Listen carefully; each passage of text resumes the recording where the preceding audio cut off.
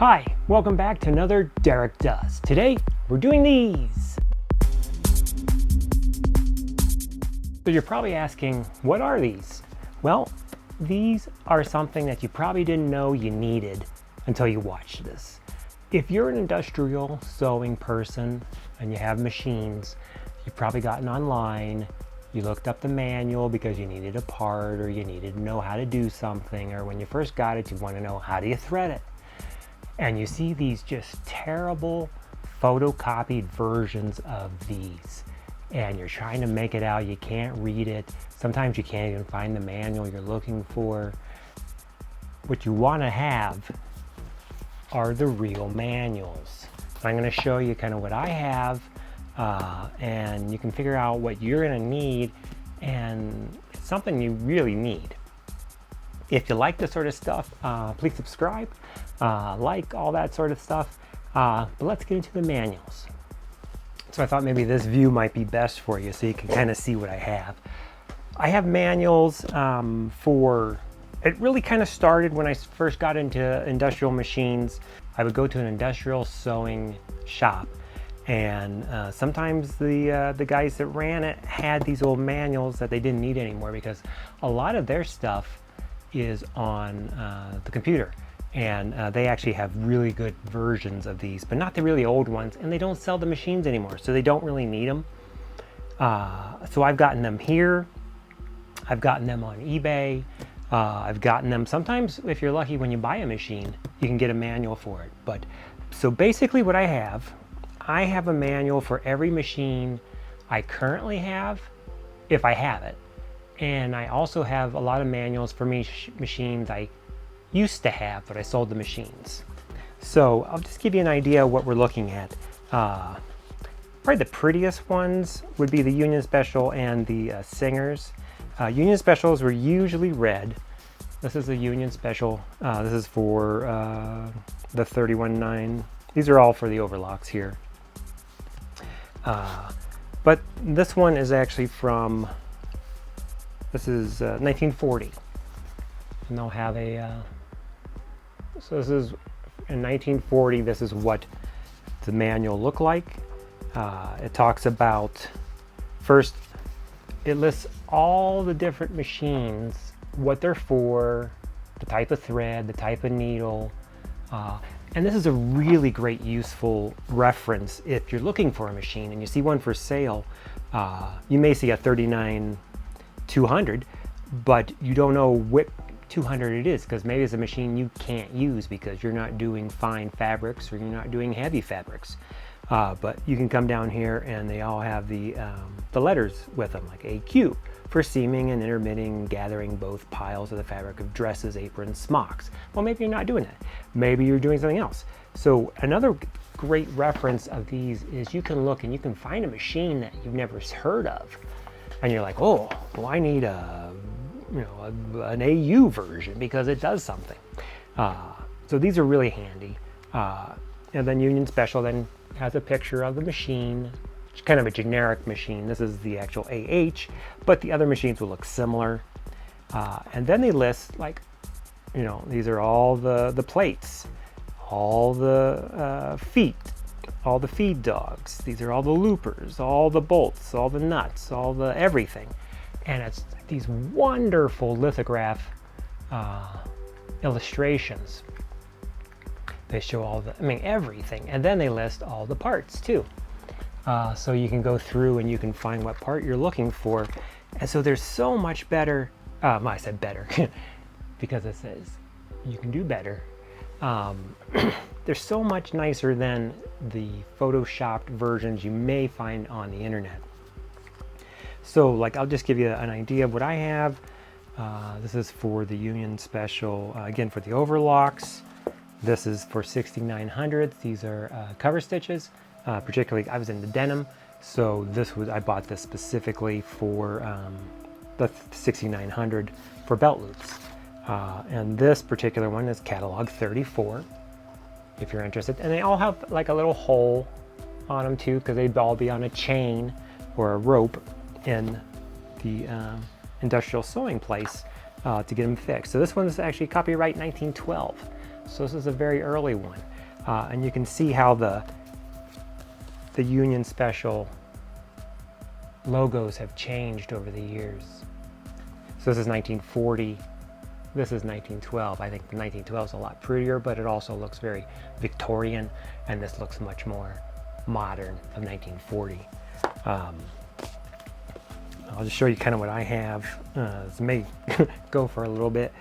List of parts. This is for, again, for the 11500, because again, I was also into that. And I sold that, and actually that machine's in Japan. This is for the 35700, 35800s. There's another, I have another 69. I have two of them. Oh, this is cool. And this one, and let me see, what year is this one from? This one, the first one was from 1912. This is also 1912. But this one comes with price lists from 1912, which is just amazing. So let's say you wanted, let's see, the most expensive parts in here are $7.70. Looks like $7 is the most expensive. Some of these parts are 2 cents, 17 cents. That's really cool. This is actually effective 1923 list of parts and the prices. So that's kind of rare, and it's kind of cool that you could have that. So here's installation, or this is installing different flatbed machines. Shows you all that. Just, I mean, you have hours and hours and hours of fun just going through this. These are for the 5100 series. This is for the 43200s. Instructions for adjusting and repairing for the 13200s up to the 15900s. Lock stitch machines. This is operators and mechanics instructions, which is kind of rare because usually Union Special don't give you instructions. They just show you parts. This is actually kind of interesting. This is just accessories manual with transmitters and component parts. So it's all stuff to make your machine work. Pulleys and all that stuff. Different tabletops. These are like all the tabletops offered. So another 39200. Here's a really early belt adjusting power transmitter. I mean, just look at the drawings on these things. They're just crazy, aren't they? I mean, they're like art. And they're not, they're industrial. And then 51300s, that one's a little rough. 53500s, 52500s, and then another 51400. So those are my Union Special on the old ones. Those are, I guess, from 1912 up. Later, Union Special made these much bigger catalogs, more like a magazine. So this one's for the 35700 and 35800, and much better breakdowns of showing. This is kind of a modern, this is the modern, how modern industrial catalogs are, or not catalogs, but manuals and that sort of thing for parts. They actually show you where everything goes, and it's much easier if you're going to repair something to follow this than to follow the other one, because it doesn't show you that, and it gives you all the parts. And I think this is probably from the 70s. No, 65. So this is 1965, but it's the same thing. And then this was just a photocopy I have for the 39200, just threading. I think I got this when I first got my first 39200. We'll get to the Reese's and the others, but there's some more Unions.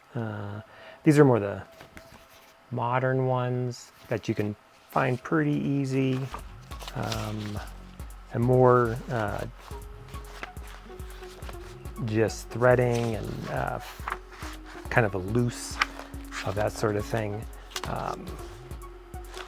And then I showed you this one before too for my Murrow, when I showed you the shell stitch. I have that one also, which is very similar to the Union. More Murrows.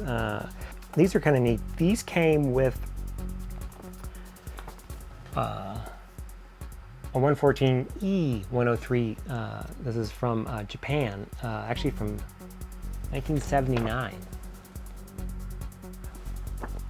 I got this embroidery machine.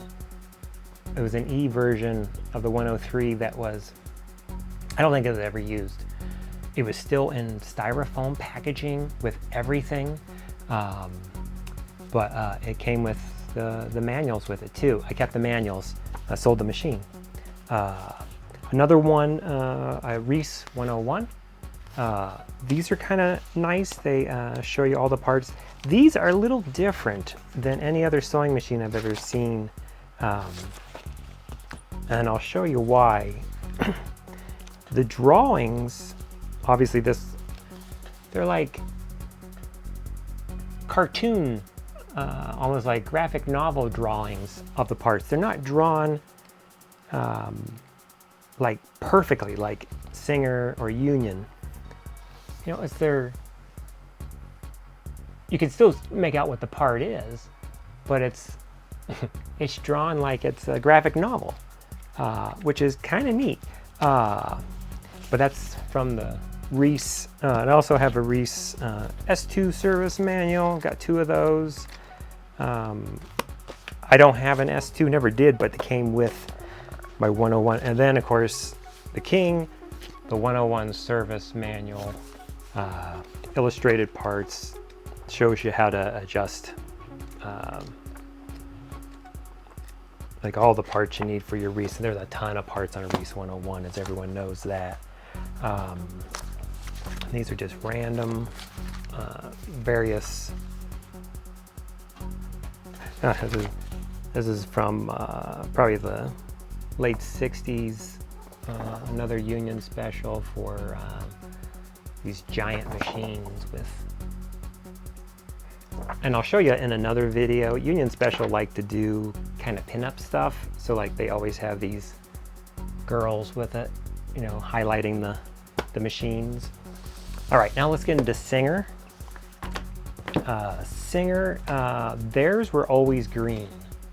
All their manuals, their old ones, were always green because that's Singer's color, is the green with the red S. This is for this 81. This is for a 231-7 and 231-8. Again, machines that I used to have. The classic 69,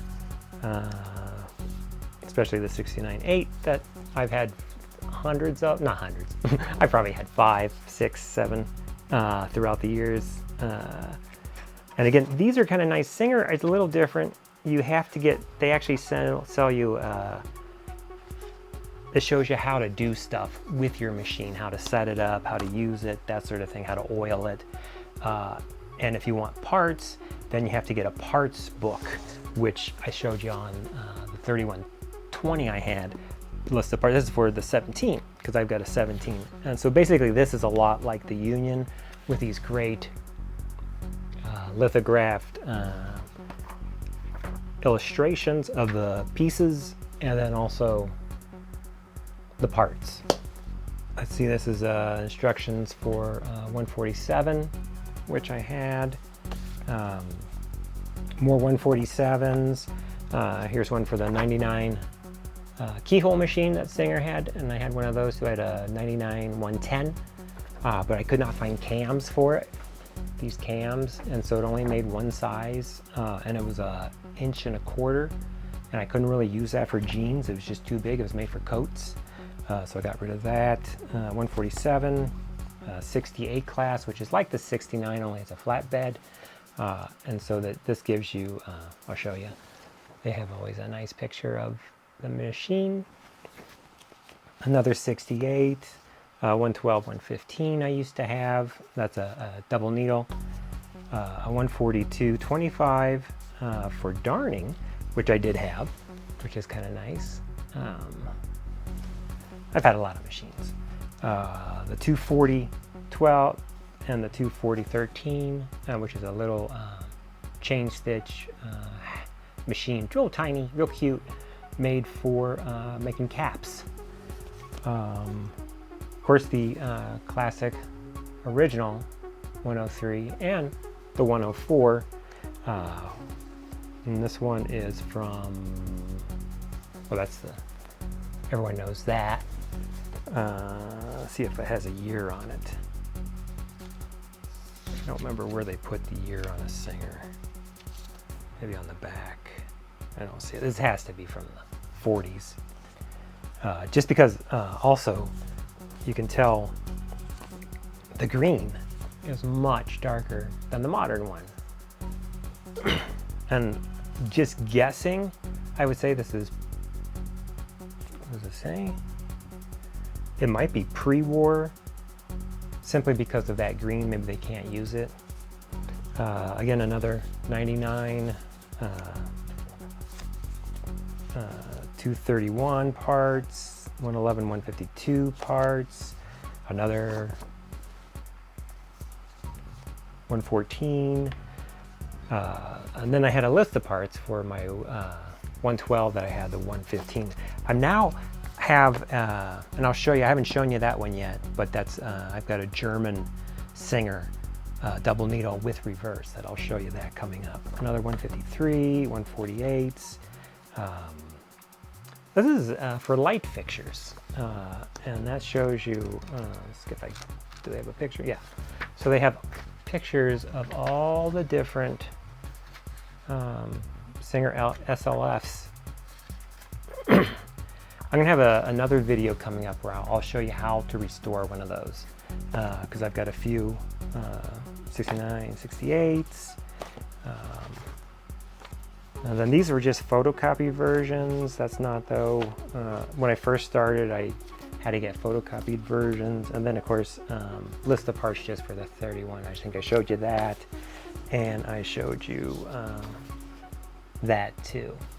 And it's different from, and I do have this is actually a manual for domestic machine. Actually, it's for my very first machine I started using, was the 1591. And you can see it's similar. These are what you get when you buy just a home model, but you get a lot more when you buy an industrial model. Oh, this is actually kind of cool too. This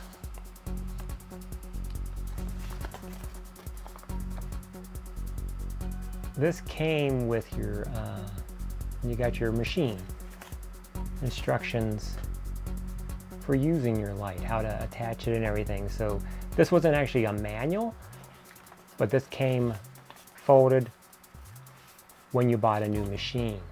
I'm sure that's kind of rare. I'm sure those were all thrown away. This is actually for a 400W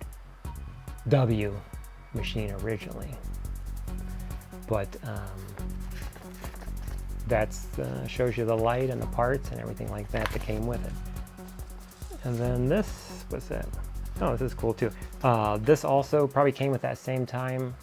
This would be a hang tag on your motor showing you how to set it up. So that even has a little hole there, and it would have just hung. This might be from 49, I'm not sure. But how to use your motor. Well, I hope this kind of helped you out. Maybe you can be on the lookout for these things, because if you have a machine and you don't have a manual for it, and you find them online and they're really bad photocopied, it's so much nicer to have the real thing. And you can sit and you can look at it, and you can actually learn some things too that maybe you didn't know, or things that machines that you didn't know about too. I hope you enjoyed this. Sorry it's a little longer, but I do have a lot of manuals, and I thought I should show you. If you like this, please subscribe. I'm going to have more stuff coming up, because I've got a bunch of stuff, and I thought maybe for people that are into this sort of thing, you might learn or discover something new that you didn't know existed. So I'll see you next time on Dark Dust.